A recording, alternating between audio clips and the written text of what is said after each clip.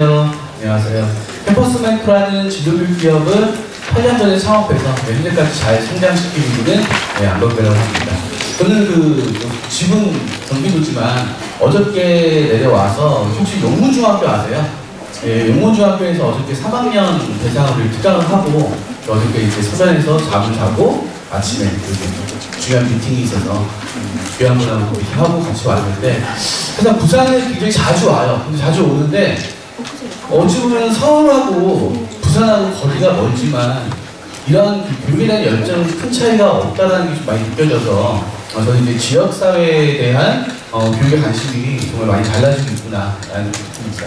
오늘 여러분들하고 제가 첫 번째 시간이다 보니까 좀 가벼운 이야기를 할 거예요. 그래서 너무 이제 딱딱하게 듣지 마시고, 또 특히 제가 특히 학부모님들 많이 오셨으니까 당부드리는 건 제 강의는 어떤 정보를 전달해드리거나 지식을 나눠드리는 강의는 아닙니다. 그렇기 때문에 이걸 뭐 적으시거나 펜을 찍으셔가지고 오늘 집에 가셔서 얘야 잠깐 앉아봐 하시는 순간 오늘 저녁 분위기가 안 좋아질 거예요. 그죠?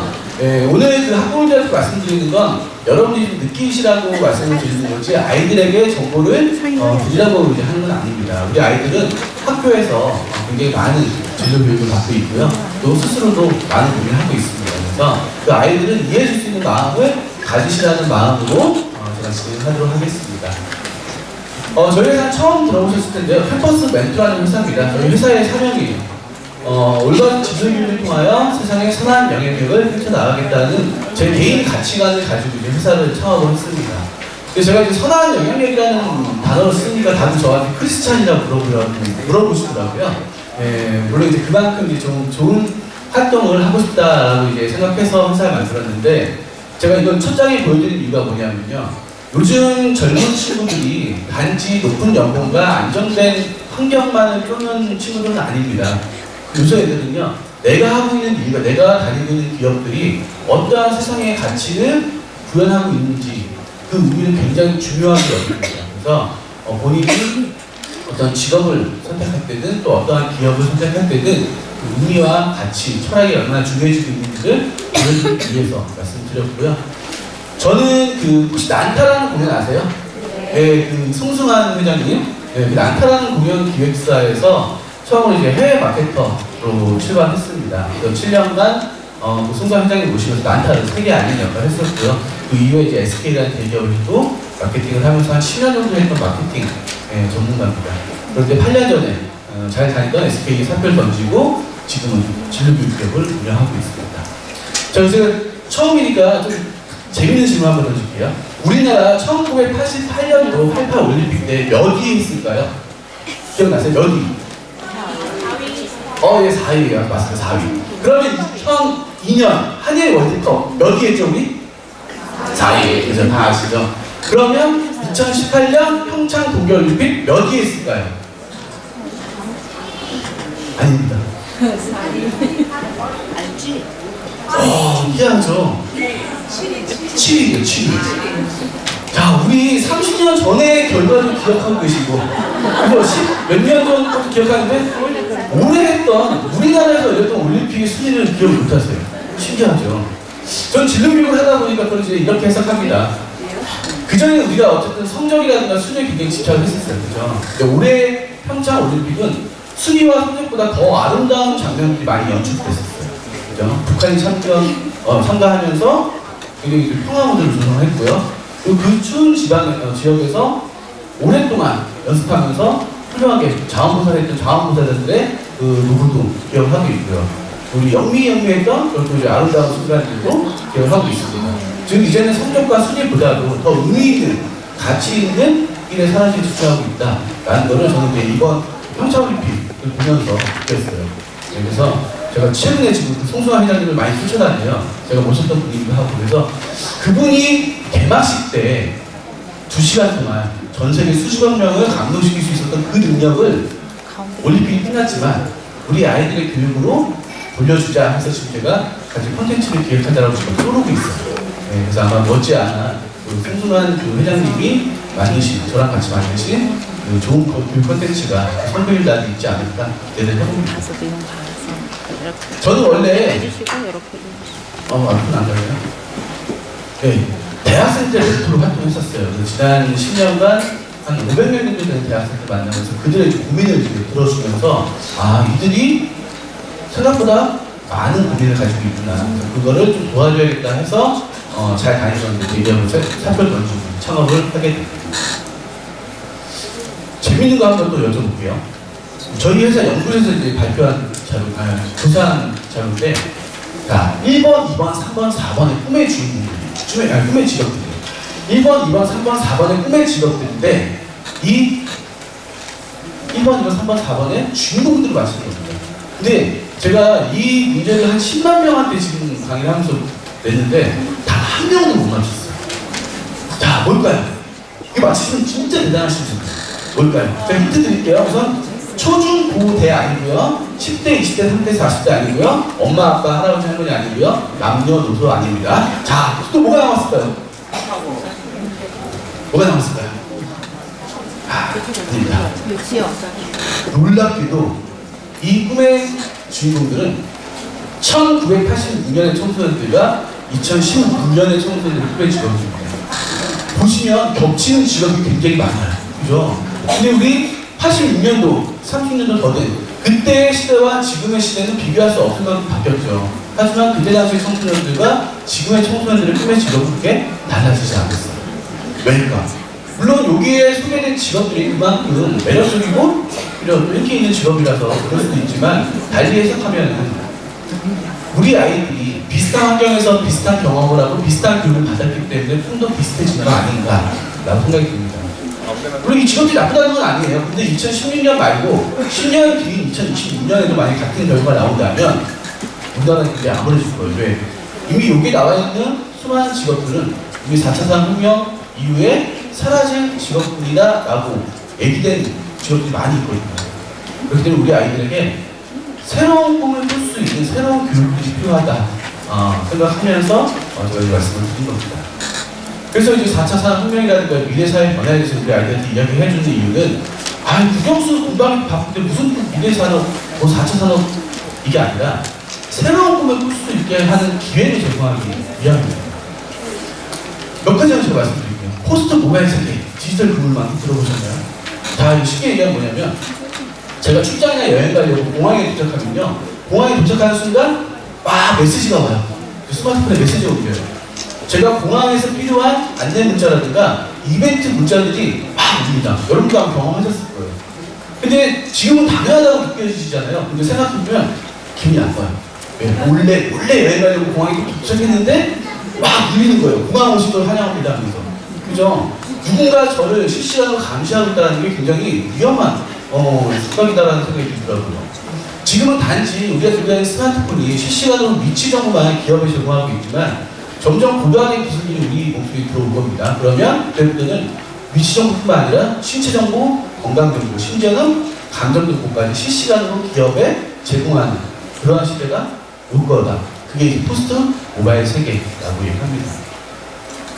그리고 상호 인터넷이라든가 3D 프린팅, 오토나 가상현실, 또 핀테크, 인공지능, 딥러닝. 제가 하나하나 나열을 설명 안 드려도 다 들어보셨을 것 같은데, 그리고 이렇게나 많은 새로운 기술들이 4차 산업혁명을 이끌어가고 있다라고 이야기하고 있어요. 혹시 여기 앉아 계신 분 중에 나 여기에 있는 기술들 중에 내가 5개는 설명할 수 있습니다 하시는 분은 없죠. 그래서 쉽지 않아요. 저도 쉽지 않습니다. 그런데 여기에 소개되지 않은 기술들이 수많이 또 개발되고 있고요. 어쩌면 여기에 있는 기술들은 우리 아이들이 성인이 됐을 때 사라져 있을 확률이 굉장히 높은 기술입니다. 그렇기 때문에 4차 산업혁명을 기술을 가르쳐주는, 새로운 기술을 가르쳐주는 교육이다라고 착각하시면 안 돼요. 왜? 너무 빨리 변화하니까. 그래서 이러한 기술들보다는 4차 산업혁명이 무엇을 뜻하고 무엇을 의미하는지에 대한 본질적인 고민을 하셔야 됩니다. 저도 이제 지난 3년간 4차 산업혁명에 대해서만 고민하다 보니까 나름대로 이러한 정의가 내려지더라고요. 1, 2, 3차와 4차 산업혁명은 차원이 다르다. 1차의 지기기관, 2차의 전기, 3차의 정보통신 기술들로 대표됐던 그 산업혁명들의 특징은 인간의 육체노동을 편리하게 만들어줬던 기술들이 이끌었던 혁명입니다. 그런데 방금 소개해드렸던 그 수많은 기술들이 이끌어가고 있는 4차 산업혁명의 특징은 인간의 인간의 지식 노동까지 가져 넘어가네요. 예. 인간의 지식 노동까지 대신해줄 수 있는 기술이 있는 혁명이다. 즉 지식산업 시대는 끝났다라고 얘기한 이유는 그겁니다. 이미 지식산업의 대표적인 직업으로 여겨지는 의사라든가 변호사 같은 경우가 지금 인공지능으로 대체되고 있다는 기사는 아마 심심찮게 접하실 거예요.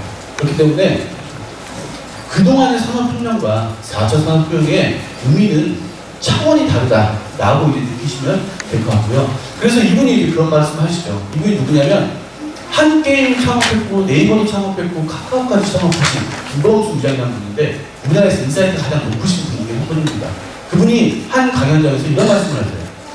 축구를 좋아하는 애가 있습니다. 어렸을 때부터 웃음이 많이 흘리며 훌륭한 축구 선수로 성장했습니다. 드디어 출전을 하게 되었는데 그날 대표적인 경기장은 축구장이 아닌 야구장이었습니다. 우리 아이는 당연히 축구장에 나설 거라고 생각하고 열심히 축구 기술을 배워왔는데 그 아이들이 선수가 돼서 경기장에 나섰더니 축구장이 아닌 다른 경기장으로 바뀌었더라. 현재 미래사회 변화와 현재 교육 환경의 현실을 이렇게 비꼬아서 얘기했는데 교육자들에게 굉장히 많은 공감을 얻은 이야기였습니다. 제가 진로 교육을 하다 보니까 많은 분들이 이런 물어봐요. 대표님, 우리 아이가 꿈이 외교관인데 15년 뒤, 20년 뒤에도 외교관이 유망할까요? 전망이 있을까요? 물어보세요. 그럼 제가 뭐라고 대답할까요? 15년, 20년 후에 제가 어떻게 알아요? 그죠? 전태기도 아닌데, 예언자도 아닌데. 그래서 제가 어떻게 말씀드리냐면, 이걸 말씀드려요. 2010년도에 한국경제뉴스에서 이공계 유망학과 조선해양공학과라는 기사가 나옵니다. 이때 많은 언론에서 해양플랜트와 조선해양에 대한 전망을 굉장히 높게 보고요. 정부에서도 많은 투자와 지원을 하겠다는 기사들이 쏟아지기 시작합니다. 이러한 내용을 보고 우리 아이들 조선해양공학과로 몰리죠. 왜? 유망하다고 얘기하니까. 그리고 그 아이들이 졸업할 때가 됐습니다. 졸업할 때 되니까 똑같이 한국경제에서 이런 기사를 내요. 2017년에 조선해양공학과의 눈물. 아, 이거 어떻게 생각할까요? 분명히 유망하다라고 얘기해서 2011년도, 2012년도에 조선해양공학과 들어갔는데 졸업할 때 되니까 눈물을 흘릴 수밖에 없다. 물론 처음부터 악의적으로 쓴 기사는 아니겠죠. 그때 당시에는 당연히 전망치가 우세했습니다. 하지만 4차 산업혁명의 특징이 예측 불가능하게 빠르게 변화한다는 특징이 있잖아요. 어떻게 변할지 모르는 거예요. 너무 불편하니까. 그렇기 때문에 10년, 20년 후에 유망학과 유망 직업을 전망한다는 게 과연 의미가 있을까? 다행히 최근도 뉴스를 보면 중국에 뺏겼던 조선업이 다시 한국으로 넘어오고 있다라고 얘기를 하고 있지만 또 그게 또 언제 또 어떻게 돌아갈지 모르는 상황이거든요. 그래서 만약에 여러분들이 혹시 어떤 취업 특강이라든가 어떤 정보를 주는 교육 현장에서 제가요 확실한데 앞으로 이런 학과가 유망합니다, 이런 직업 유망합니다 하는 분들은 112에 신고를 해주세요. 네. 큰일 납니다, 그런 분들. 네. 예언자는 아니잖아요. 예언할 수도 없고.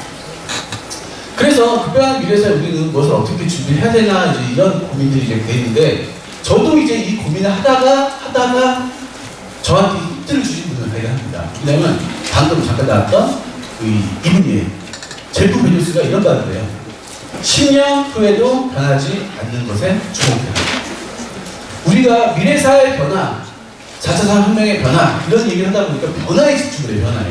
근데 그 변화의 특징이 말씀드렸듯이 예측 불가능하고 너무 빠르다 보니까 변화에 집중해도 변화를 따라가기가 쉽지 않다는 거예요. 그런데 어떻게 할까 고민하다 보니까 이런 말을 하시는 걸 보고 아 맞다. 변하지 않는 게 있는데 그 변하지 않는 걸 찾는 게 더 중요할 수도 있겠구나. 근데 어떤 게 안 변할까? 어떤 게 안 변할까요? 어떤 게 안 변하냐면요. 중요한 것들은 안 변해요. 아주 중요한 것들은 안 변해요. 그죠? 과거에도 중요했고 현재에도 중요한 건 미래에도 중요한 확률이 아주 높습니다. 예를 들면 부모 자식 간의 사랑, 친구 간의 우정, 나의 건강과 나의 행복 이러한 인간의 본능적인 욕구와 욕망들 아주 중요하기 때문에 안 변해요. 그걸 찾아내는 게 훨씬 더 중요하다라고 얘기하고요. 그 중요한 거, 변하지 않는 걸 우리 뭐라고 불러요? 바로 본질이라고 부릅니다. 본질. 갑자기 한국 나오니까 인문학 특강 아니냐 물어보시는데 이 정도는 다 아시죠? 너무너무 중요한 거죠. 본질만 지금 2년째 연구를 하고 있어요. 본질이라는 단어만 가지고. 근데 알면 알수록 너무 재밌고 우리 애들이 이 본질을 알기 위해서 끊임없이 이제 왜라는 질문을 해야 되죠. 우리는 왜 공부를 해야 되고, 우리는 왜 대학을 가야 되고, 우리는 왜 성공한 삶을 살아야 되는지에 대한 본질적인 그 의문에 대답을 하지 못한다. 그죠? 우리 아이들이 이번에 수능 공부처럼 망하고 다닐 수가 있는 거죠. 그래서 제가 본질과 왜가 갖고 있는 힘 보여드릴게요. 두 개의 컴퓨터 회사가 있는데요. 첫 번째 회사는 와부터 얘기해요. 저희는 컴퓨터를 만듭니다. 저희 컴퓨터는 성능과 디자인이 뛰어납니다. 그러니 저희 컴퓨터를 사세요 라고 얘기하고요. 두 번째 회사는 Y 먼저 얘기합니다. 저희가 하는 모든 것은 세상을 변화시킬 것입니다. 그래서 성능 디자인도 모든 것이 양쪽을 다르고 뛰어납니다. 저희는 컴퓨터를 만듭니다. 여러분이라면 1번 사시겠어요? 2번 사시겠어요? 2번 사시겠죠. 많은 컴퓨터 회사들이 1번처럼 얘기했다면 2번으로 대답한 회사가 바로 애플입니다. 애플이 왜 개인용 PC를 시작해서 전세계 스마트 기계 선구자, 전세계 시가총액 1위의 기업이 될 수 있었냐면 항상 본질을 구매하고 본질로서 소통했기 때문에 가능한 겁니다. 잡스가 스마트폰을 만든 이유는 스마트폰 기술이 있기 때문에 만든 게 아니라 사람들은 누구나 빠르고 쉽게 더 많은 사람들과 소통하기 원한다는 인간의 본원적인 욕망과 욕구를 스마트 기술을 활용해서 세상을 바꿔놓은 거죠. 또 다른 사례, K-pop 스타. 다 이제 보신 분 있으실 텐데 지금은 조용했죠. 너무 재밌었어요. 왜? 포맷이 다른 오디션 프로그램은 다릅니다. 처음에는 심사위원들이 출연진한테 점수를 줘요, 그죠? 탈락, 합격. 근데 그 출연진들이 잘해서 결승까지 올라가면 어떻게 되냐면 역으로 자기가 가고 싶은 회사와 심사위원을 선택할 수가 있어요. 그래서 처음에 우리나라의 3대 기획사인 JYP, YG, SM, 보아가 앉아 있었습니다. 근데 2회 때 악동 뮤지션이 우승을 해요. 그 악동이 우승하고 어디로 가죠? YG. SM 뮤지션의 상처를 받습니다. 아, 우리가 좀 더 큰데. 그죠? 뺏겼어요. 그러니까 SM이 SBS 전화합니다. 우리는 3회 때부터 안 나갈래요. SBS 난리가 났어요. 왜? 비슷한 애들 3명이 앉아 있어야 결승에 올라간 애들이 어디를 갈까 고민할 거 아니에요. 근데 너무 떨어진 애가 있으면 이상한 거죠. 그래서 SBS가 고민하다가 거기 유연을 안 칩니다. 저는 유연이 왜 앉았을까 했어요. 근데 기획사가 있대요. 어디죠? 안테나. 이제는 많이 알려졌지만 그 당시에는 대다수 모르는 회사였고요. 지금 알려졌다 하더라도 규모 차이는 비교가 안 될 정도로 작은 회사입니다. 근데 아무리 유연을 하더라도 생각해보세요. 우리 아이들이 결승에 올라갔어. 이제 본인이 갈 수 있는 기획사를 선택하면 됩니다. 그렇다면 우리 아이들은 트와이스가 있는 JYP가 가고 싶을까요? 빅뱅에 있는 YG가 가고 싶을까요? 누가 있는지 모르는 안테나가 가고 싶을까요? 뻔하잖아요, 그죠? 대형 기획사 선택하겠죠. 그래서 선택받지 못할 유혈과 안테나는 금방 교체될 줄 알았어요. 어떻게 됐냐면 3회 때부터 7회 정도 때까지 유혈과 안테나가 이 자리를 지킵니다. 그리고 오히려 박진영, 양현석보다 유혈이 훨씬 더 많은 존재감을 발휘해요. 그리고 정승환, 이진아처럼 훌륭한 뮤지션들이 안테나를 선택해요. 그들이 왜 더 크고 좋은 기획사를 갈 수 있었음에도 불구하고 그 작게 작은 안테나를 선택했을까요? 어떤 힘이 그들을 안테나를 끌고 왔을까요? 유혈이 이런 얘기를 해요. 저희는 스타를 만드는 방법을 몰라요. 하지만 오랫동안 음악을 할 수 있는 방법은 잘 알고 있는 회사입니다. 만약 평생 음악인으로 살고 싶다면 안테나를 선택해 주세요. 본질을 꺼냈어요. 이 본질을 들은 그 출연자들 맹 하고 충격이 왔죠. 아 맞다. 내가 왜 음악을 하고 있었지? 내가 왜 이 무대에 도전했지? 다시 본질을 이제 꺼내기 시작합니다. 본질과 본질이 만났더니 엄청난 힘이 발휘되는 거예요. 어렸을 때부터 첨단 기술 개발자 꿈이 친구가 있었어요. 자신이 개발한 첨단 기술로 세상을 이롭고 사람들을 편리하게 만들어주고 싶었어요. 열심히 공부해서 드디어 첨단 기술 개발자가 됐습니다. 이렇게 좀 꿈을 이룬 것 같아요. 그죠? 근데 이 친구가 첨단 기술 개발자가 되고 처음으로 취업한 회사가 어디냐면 바로 살상 무기를 만드는, 대량 살상 무기를 만드는 기업일 거예요. 본인이 개발한 첨단 기술이 사람들을 이롭고 편리하게 만들어주는 것이 아니라 그 사람들을 죽거나 다치게 하는 기술이 되었다면 첨단 기술 개발자가 꿈이었던 이 친구의 본질적인 꿈은 이루어지지 않은 거가 되겠죠. 자, 시간이 많이 지났는데 재미있는 테스트 한번 해볼게요. 이거는 초등학생들 다 할 수 있는 거예요. 여러분 한번 해보겠습니다. 자, 하나씩 여기서 갈까요? 자, 네. 하나씩 얘기하시면서 넘어가면 됩니다. 자, 큰 소리로 시작! 짠! 짠! 짠! 짠! 막 넘어가네요. 쉽죠? 아, 이거 중요한 건 아니고, 짠! 자, 여러분 집에 가는데 아이한테 전화 왔어요. 몸이 아파서 병원에 갔다 와서 약을 갖고 왔대요. 밥 먹고 약 먹고 자려고 했는데 지금 밥이 없대요. 엄마 어디 갔어? 어디 가서 뭐 하길래 밥도 안 먹고 나갔어? 막 그러다 왔어요. 여러분들이 집에 가서 애 약 먹이고 자야 돼요. 근데 뭘 먹여야 되잖아요. 그럼 집에 가는 중에 여러분들은 약을 먹어야 하는 우리 아이를 위해서 어떠한 음식을 사기 위해 어떠한 가게로 가고 있을까를 머릿속에 상상해 봅니다. 자, 어떠한 음식을 사기 위해 몸이 요즘에 좀 안 좋은 사람들은 약 먹기 전에 먹는 그 음식 대표적인 떠오르시죠? 하시는. 자, 여러분 뭐 사러 가실 거예요? 그죠? 줄 사러 어디 가실 거예요? 본주. 그죠? 저랑 똑같죠? 우리 오늘 처음 만났는데 똑같은 생각하고 있어요. 신기하죠? 자, 다른 거 한번 물어볼게요. 통신사, 우리나라 대표하는 통신사 어디죠? SKT 제일 많은 사람 얘기하고 있고요. 카페, 커피숍. 그렇죠. 스타벅스 얘기하고요. SNS 하면 페이스북을 많이 얘기합니다. 자, 이게 뭐냐면 최초 상기도라는 거예요. 최초 상기도. 마케팅 용어인데요. 여러 가지 경쟁 브랜드 중에 제일 먼저 떠올려지는 브랜드. 이걸 최초 상기도라 하는데 기업에서는 시장 점유가 관련이 있기 때문에 엄청나게 많은 비용을 투자합니다. 즉 최초 상기도가 얼마나 중요한지 제가 이제 인물로 한번 가볼게요. 자, 천재하면 누가 떠오르죠? 아인슈타인 떠오르고요. 피겨하면 당연히 김연아. 국민MC하면 당연히 유재석. 얘 따라하는 2인자 누구예요? 박명수. 그리고 달인하면 다 같이 김병만. 신기하죠? 저는 달인이라고만 얘기했는데 모든 사람들이 김병만을 외쳐요. 피겨만 얘기했는데 모든 사람이 김연아라고 외쳐요. 왜? 그들은 그 카테고리에, 그 키워드에 최초 사기를 가지는 사람입니다. 그죠? 자, 여러분들 센스를 한번 보겠습니다. 진로교육 개발, 너무 막 넘어가요. 진로교육 개발은 누가 떠올까요? 아유, 감사합니다. 자, 저희는 이렇게 유명한 회사는 아니에요. 근데 만약에 전국에 계신 학부모님, 선생님, 학생들이 진로교육 개발은 당연히 캠퍼스 멘토지 바로 이렇게 떠오른다면 저희 회사는 1년에 건물 한 채씩 올라가거든요. 그죠? 엄청나게 많은 기회가 오겠죠. 자, 그렇다면 여러분들은 어떤 부모님으로 기억되고 싶어요? 혹시 있으세요? 만약에 여러분들의 아이가 친구가 물어봅니다. 너희 엄마는 어떤 엄마야? 너희 아빠는 어떤 아빠야? 물어본다면 우리 아이는 뭐라고 얘기했으면 좋겠는지 하나씩 있으세요? 대부분이 그냥 엄마라고 대답하겠죠. 저희 아이한테 물어봤어요. 현빈아, 만약에 네 친구가 니네 아빠 어떤 아빠야라고 물어보면 너 뭐라고 대답할까 물어봤더니 저희 아이가 든든하고 잘 놀아주는 아빠 이렇게 얘기하는 거예요. 그래서 듣고 있는 제 와이프가 그럼 엄마는 물어봤더니 친절하고 상냥한 엄마. 우리 아이한테는 엄마 아빠는 이 이미지예요. 그 다음부터 우리 부모는 순간 좋았다가 갑자기 우울해져요. 왜? 그걸 유지해야 돼. 계속 든든하고 계속 잘 놀아줘야 돼. 와이프 하나인데도 계속 상냥하고 친절해야 돼요. 왜? 유지하려면. 노력해야 돼요. 부모가 노력해야 돼요.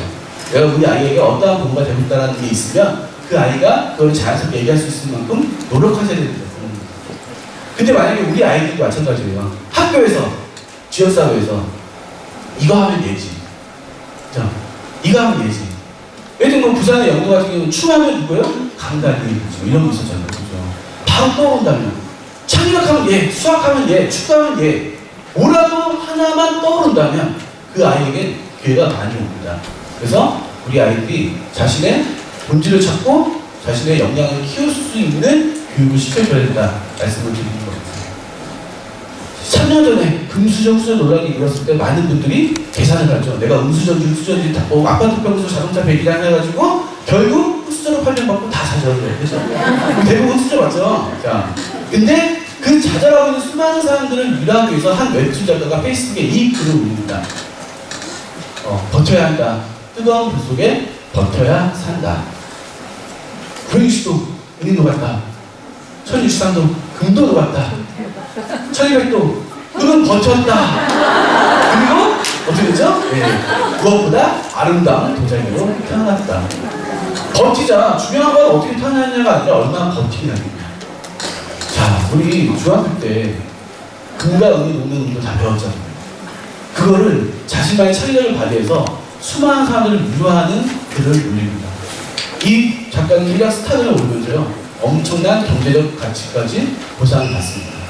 우리 아이들 국영 성적 맞는 거 1등하는 것도 중요하죠. 그런 것도 중요하죠. 근데 더 중요한 능력들이 이러한 능력이 아니다. 사람들을 공감하고 창의력을 발휘해서 실행할 수 있는 기업가 되시 이러한 능력들이 우리 애들에게 필요한 능력들이겠죠. 그래서 미래의 가치의 주인공 1위 보시면 이러한 자료들이 나오기 시작합니다. 다행히 우리 아이들이 대부분 다 가지고 있는 능력들이에요. 키워주시기만 하면 됩니다. 그죠? 아까 말씀드렸던 4차 산업혁명의 특징을 보시면 이러한 능력들이 얼마나 중요해질지 다들 유추가 가능하실 거예요. 세상에서 가장 슬픈 사진이라는 또 사진들이 2년 전에 화제가 되었었어요. 혹시 이 사진 본 적 있으신가요? 변적으로 2달이 있는 아이가 다리가 너무 가고 싶은 바닥에 그림을 그려놨어요. 전쟁으로 엄마를 잃는 아이가 엄마가 너무 보고 싶어서 엄마를 그려놓고 웅크리고 있는 이 사진. 우리는 세상에서 가장 슬픈 사진이라는 제목을 달아놓고 많은 사람들에게 공감을 불러일으켰습니다. 자, 우리는 이 사진 보면 느껴요. 뭐가 느껴져, 그죠? 사람이니까 느껴져요. 기계와 다르게. 가엾다, 불쌍하다, 도와주고 싶다. 느껴져요. 느낌이 어떻게 돼요? 생각합니다. 어떻게 하면 이 아이가 다시 일어설 수 있을까? 어떻게 하면 이 아이가 다시 거꾸로 뛸 수 있을까를 생각해요. 느끼고 생각하면 그냥 뭐예요? 만들어줘요. 이 아이를 위해서 의족을 만들고요, 옷발을 만들고요, 휠체어 전동의 시를 만들고 로봇 다리를 만들어줍니다. 자, 지구상에 존재하는 모든 기술들은요, 다 인간과 관련이 있는 기술입니다. 인간의 필요에 의해서 만들어진 기술들이에요. 인간과 관련 있는 기술은 단 하나도 존재하지 않아요. 그렇기 때문에 기술의 발전의 실천은 인간을 향한 공감과 배려. 그죠? 우리가 그동안 알고 있던 중요한 구정수 실력과는 다르죠. 그런 능력을 키워줘야 됩니다. 많은 친구들이 저한테 이런 걸 물어봐요. 대표님, 제가 잘하는 일을 해야 될까요? 좋아하는 일을 해야 될까요? 물어봐요. 그래서 여러분들 아마 그 질문을 많이 받으실 텐데 뭐라고 대답하시냐면 대다수의 어른들이 좋아하는 일을 하라고 많이 대답을 해주세요. 그죠? 왜냐면 저도 찾아온 학생들한테 그래 그게 고민이야? 내가 쉽게 얘기해 줄게. 자, 너 잘하는 일이 뭐야? 그러면 없네요. 이래요. 그죠? 학생들은 특별하게 잘하는 능력을 얘기하기 쉽지 않아요. 근데 이 고민을 많이 해요.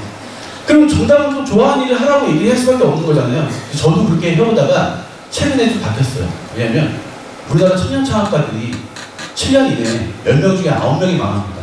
한 명만 생존해요. 근데 그들이 과연 좋아하지 않은 일을 해서 아니면 잘하지 못하는 일을 해서 망할까? 아니에요. 청년창업가들은 다 자기가 좋아하고 잘하는 일로 창업을 합니다. 그럼에도 불구하고 그들이 10명 중에 9명이 망한 이유는 뭘까요? 그죠? 그걸로 설명할 수는 없는 거예요. 그래서 제가 사랑하는 한 팀, 한 명을 관찰하기 시작합니다. 어떤 친구들이 살아남았을까?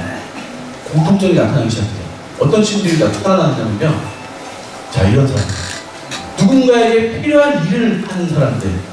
누군가는 해야 하는 일을 하는 사람들. 누군가에게 필요한 것들을 만들어준 사람들은 살아남더라. 즉, 좋아하고 잘하는 일보다 더 우선돼야 되는 건 내 일이 가치가 있고 필요한지가 먼저다. 왜? 누군가에게 필요한 존재가 됐다는 걸 느끼는 순간 보람과 가치가 느껴져요. 그 보람과 가치를 느끼는 순간 그 일이 좋아져요. 좋아지면 미치죠. 그리고 잘하게 됩니다. 그래서 내가 세상에, 내가 우리 가족에, 내가 우리 사회에 필요한 사람이 될 수 있는지 없는지에 대한 고민을 훨씬 더 많이 우리 아이들이 해야 하는 이유입니다.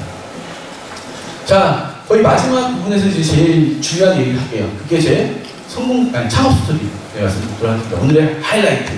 자, 잘 다니던 SK의 대기업의 선별 던지고, 그때 당시에 생소했던 진로교육기업을 창업을 합니다. 이유는 아까 말씀드렸다시피, 많은 학생들이 주변에서 고민하는 걸 보고, 그들을 도와주고 싶었어요. 가끔 제가 모르는 직업과 모르는 회사를 물어본 친구들이 있어요. 제가 잘못된 정보를 주면 안 되잖아요. 정확한 정보를 줘야 되잖아요. 그래서 제가 정확한 정보를 줄 수 있는 사람들을 찾기 시작합니다. 그랬더니 300명이 넘는 직장의 실무자들이 제 손을 잡아주는 거예요. 야, 너 그렇게 좋은 일 한다며? 나도 도와줄게. 나도 재능 기부해줄게. 나도 학생들의 멘토가 되어줄게 하면서 너무 많은 분들이 따뜻한 마음을 보내주는 거예요. 야, 이렇게 따뜻한 사람들이 세상에 많구나. 나 이걸로 사업해야겠다 해가지고 저는 그 직업 멘토링이라는 아이템을 가지고 캠퍼스 멘토를 창업하기로 마음을 먹습니다. 근데 그때까지만 해도 야, 이거다, 이거 해야지. 그걸 머릿속에만 가지고 있었을 때 그 아이디어 가치가 얼마였을까요? 빵, 그죠? 빵. 아무리 좋은 아이디어도 실행하지 않으면 의미가 없습니다. 그렇죠? 사업 계획서 썼어요. 정부에서 공문을 제출합니다. 마지막에 심사위원이 뭐라고 했냐면 도대체 당신이 무슨 사업을 하냐고 잘 모르겠는데 당신이 하려는 사업은 왠지 따뜻하고 세상에 필요할 것 같으니 한번 해봐 하면서 우수상을 줬고요. 그때 상금으로 2,800만 원 줬습니다. 이게 저희 창업 자금이 됐어요. 그리고 8년이 지났습니다. 지금 저는 얼마나 벌었을까요? 얼마 벌었을까요? 영화 더 붙일까요? 저는 50억을 벌었습니다. 못하죠. 박수 안 치시면 50억 나오는 거 치시네요. 저는 8년 전에 단 한 편의 자본도 없었고요. 어떠한 기술도 없었습니다. 지금 저희 주식의 기업 가치는 2 이상 넘어가고 있어요. 그런데 저는 아이들에게 필요한 게 뭔가, 그걸 내가 어떻게 하면 할 수 있을까를 저만의 창의적인 방식으로 보기 시작했고 실행에 옮길 수 있는데 저에게는 굉장히 많은 기회가 찾아오기 시작합니다. 그럼 앞으로 3년 동안 100억을 더 벌 거예요. 물론 가능할지 불가능할지 모르지만 빵원에서 50억을 벌었는데 50억에서 100억 버는 건 그렇게 어렵지 않을 것 같아요. 100억을 벌어서 이렇게 미래학교, 이 벤자민 인상영재학교처럼 훌륭한 이 미래학교를 만드는 게 저의 또 다른 목표이기도 합니다. 처음에 커피숍에서 테이블에 앉아가지고 사업계획서 써요. 돈이 없으니까 사무실도 없었어요. 열심히 노력해서 지금은 이 홍대, 서울의 홍대에 이렇게 쾌적한 우리만의 아지트를 만들어서 여기서 더 큰 꿈을 키워가고 있습니다. 자, 좀 옛날로 가볼게요. 저는 어렸을 때 너무 가난한 집에 태어나가지고요. 학기 초만 되면 선생님들이 저를 불러요. 강배야 표준전과로 공부할래? 동아전과로 공부할래? 이달학습으로 공부할래? 다달학습으로 공부할래? 저한테 선생님이 갖고 계신 참고사 문제집을 기증해 주셨어요. 왜? 우리 집은 가난해서 참고사 문제집 할 돈이 없습니다. 초등학교 때까지는 선생님들의 관심을 받다 보니까 좀 그런 얘기 좀 듣습니다. 그런데 중학생이 되니까 사춘기가 되니까 얘가 이상해져요. 점점 소심하고 내소심으로 바뀌어요. 사춘기가 되니까 우리 집에 가난한 게 부끄럽다는 걸 알게 된 거죠. 저는 사실상 중학교 3년, 고등학교 3년 추억이 하나도 없어요. 친구도 거의 없습니다. 항상 이런 모습으로 다녔어요. 근데 그런 저에게 유일한 취미는 텔레비전 보는 거였고요. 드라마 중에 우리들의 천국이라는 MBC 드라마를 굉장히 좋아했어요. 장동건 씨가 데뷔했던 드라마죠. 이 드라마를 보면서 비록 나는 이런 모습이지만 내가 대학생만 되는 저들처럼 쾌활하고 적극적인 긍정적인 모습으로 행복한 대학생이 되야겠다. 즉 행복한 대학생이 되겠다는 그 꿈만 가지고 중학교 3년, 고등학교 3년을 보내고요. 고등학교를 졸업하고 대학에 입학하면서 얼굴이 빨갛게 염색합니다. 왜? 사람들한테 관심을 받고 싶은데 제 성격은 관심을 못 끌어요. 근데 머리를 빨갛게 염색하고 들어갔더니 관심을 받기 시작하고 사람들이 나 쳐다봐요. 숭숭대요. 야, 우리과 양아치가 들어왔대. 그런데 관심을 받으니까 기회가 와요. 저한테 마이크 주는 거예요. 사회를 보래요.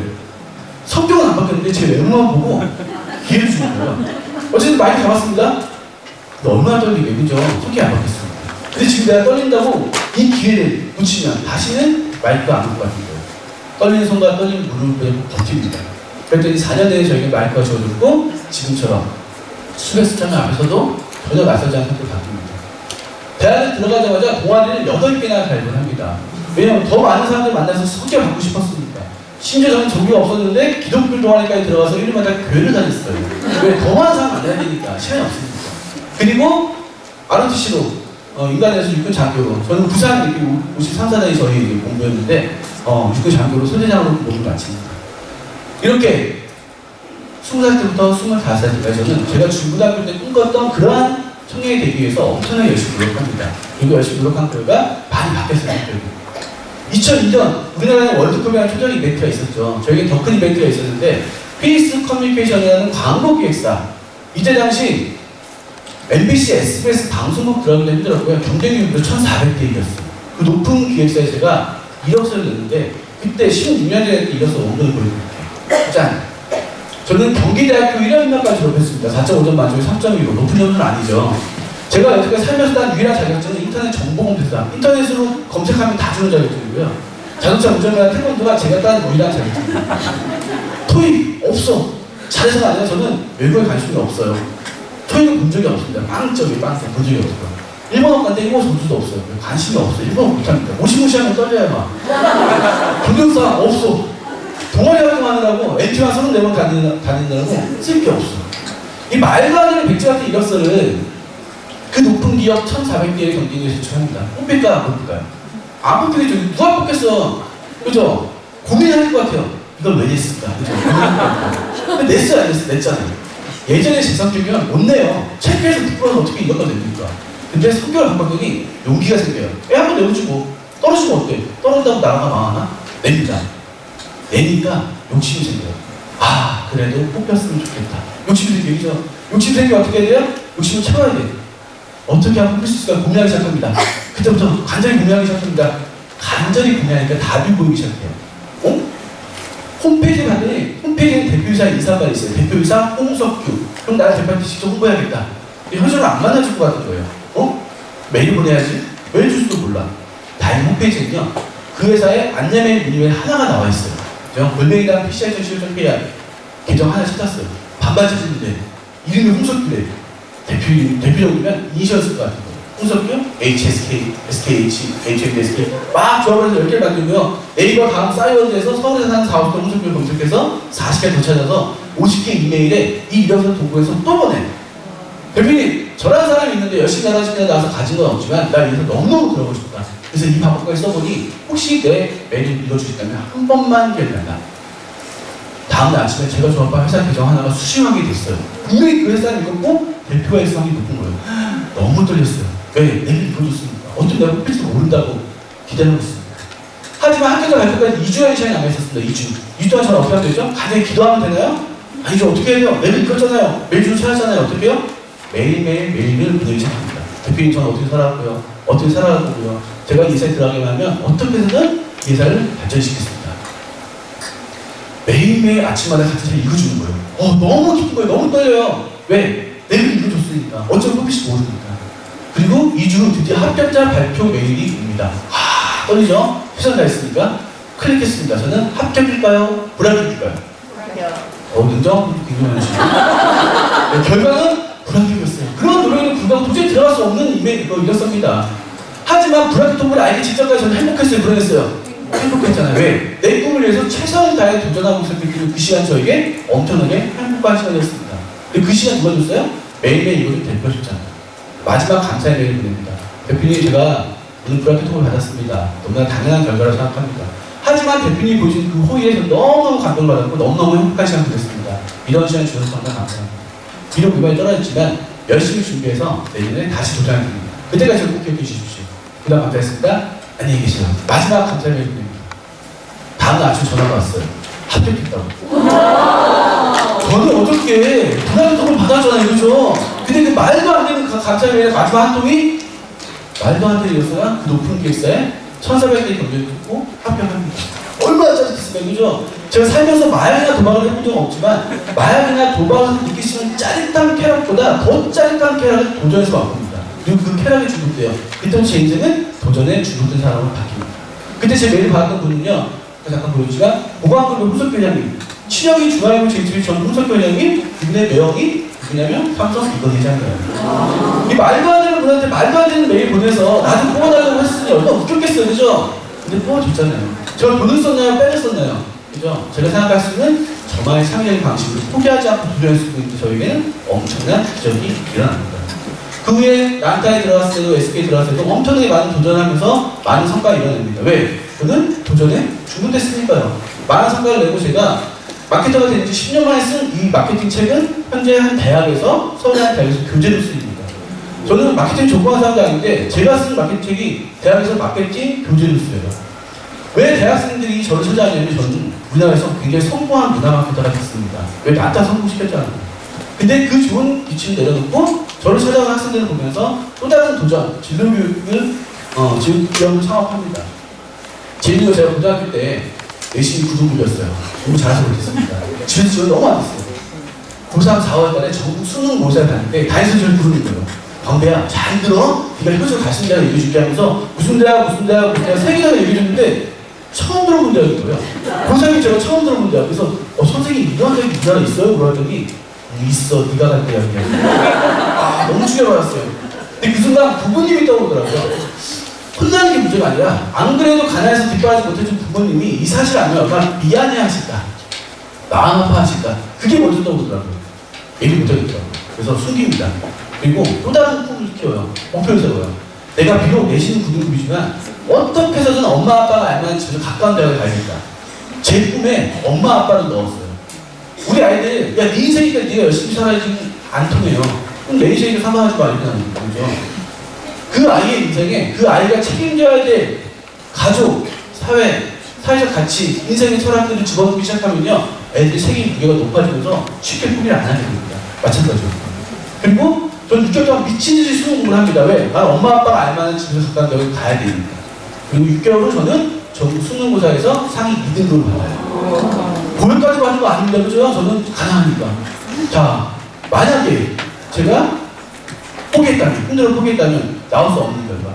그죠? 그리고 지금 저 뭐하고 있죠? 교육기업의 대표가 되어 있습니다. 내가 9등급이었다고 공부를 못했다고 도전하지 않았더라도 지금의 위치에 올라서지 못했겠죠. 자, 이게 뭔가 좋아요. 페이스북이 좋아요. 이거 제가 왜 얘기했을까요? 이걸 저한테 보내준 분이 계세요. 누가 보내줬냐면 이 사람이 보내줬어요. 마크 주커버그. 주커버가 저한테 왜 좋아요를 보냈을까요? 알지 못한 사람한테. 제가 사업하면서 페이스북 열심히 하면서 페이스북에 도움 많이 받습니다. 그래서 어느 날 너무 고마워서 마크 주커버한테 친구 추가해가지고 메시지를 보냈어요. 장문의 메시지를. 한국어로. 안녕하세요. 주커버그 대표님, 저 항상 누군데 이런 사업을 하고 있는데 당신이 페이스북을 만들어줘서 제가 너무 도움이 많이 됩니다. 정말 감사하다. 나도 열심히 해서 우리 회사 좋은 회사를 키울 테니까 당신도 열심히 해서 페이스북 더 좋은 회사로 키워달라고 장문의 한글 메시지를 보냈더니 마크 주커버가 저한테 좋아요를 눌러주고 얼마 하지 않겠을까요? 그죠? 전 세계에서 주커버한테 좋아요 받았을 때 얼마나 했겠어요? 그죠? 근데 받았잖아요. 영어를 못한다고 도전 안 할 이유가 없어. 내가 잘하는 걸로 도전하는 거죠. 한국말 잘하니까 한국말 도전하는 거죠. 그랬더니 좋아. 말씀드린 새로운 경험은 새로운 꿈을 꾸게 한다고. 이 새로운 경험이 저에게 새로운 꿈을 꾸게 합니다. 자, 이게 이제 제 핸드폰 다녔는데요. 2020년 7월 28일 캠퍼스랜드 창립 10주년 그거에 페이스북에 잠깐 써 있어요. 작게. 뭐냐면 저는 2021년 7월 28일 날 페이스북 본사를 방문해서 마크 주커버그와 함께 전 세계 아이들 진로 교육에 대해서 논의를 할 겁니다. 물론 가능할지 불가능할지 몰라요. 하지만 저는 제 돈으로 이날 페이스북 본사에 방문할 겁니다. 그리고 그때까지 주커버그를 만나기 위해서 열심히 회사를 키울 거고요. 열심히 메시지를 보낼 거예요. 한국어로. 저는 지금 있습니다. 마지막, 태환이 저한테 사업하는 이유 물어봐요. 대표님 왜 사업하세요? 세 가지로 정리했습니다. 첫 번째, 돈을 많이 벌고 싶었어요. 어렸을 때부터 가난하다 보니까 동심이 좀 많아요. 즉, 경제적으로 여유로운 사람이 되고 싶었습니다. 근데 지금 여러분 저 볼 때 어떻게 보이실지 모르겠지만 제가 이제는 백화점 가서 못 살 때 가격표를 안 보고 사요. 이거 뭔지 아세요? 고깃집 가서 고기 먹을 때 메뉴판 안 펼쳐요. 그냥 먹고 싶어서 삽니다. 제가 열심히 땀 흘려 번 돈으로 우리 가족들이 좋은 옷 입고 좋은 음식 먹는 거 엄청나게 짜릿합니다. 그 어려운 걸 해내네요, 제가. 두 번째, 재밌게 일을 하고 싶었어요. 그래서 미라클이라는 주프라는 꿈을 꾸면서 즐거운 사람으로 살아가고 있고요. 마지막, 사회에 기여하고 싶었어요. 즉, 명예로운 사람으로 살고 싶었어요. 이게 제 인생의 꿈이에요. 여유로운 사람, 즐거운 사람, 명예로운 사람. 만약 우리 아이의 꿈이 어떠한 직업이나 기업이나 명사라면 우리 아이의 꿈은요, 여기서 크고 원대해야 돼요. 왜? 우리 아이의 꿈은요, 크면 클수록 이루고 싶고요, 작으면 작을수록 이루기 어렵습니다. 의사 되기는 어려운데요, 행복하게 사는 건 더 쉬워요. 그렇죠? 우리 아이들 더 큰 꿈을 꾸고 포기하지 않는, 도전하는 사람으로 살게끔 교육을 시켜주길 바라면서 저희 강의에서 마치도록 하겠습니다.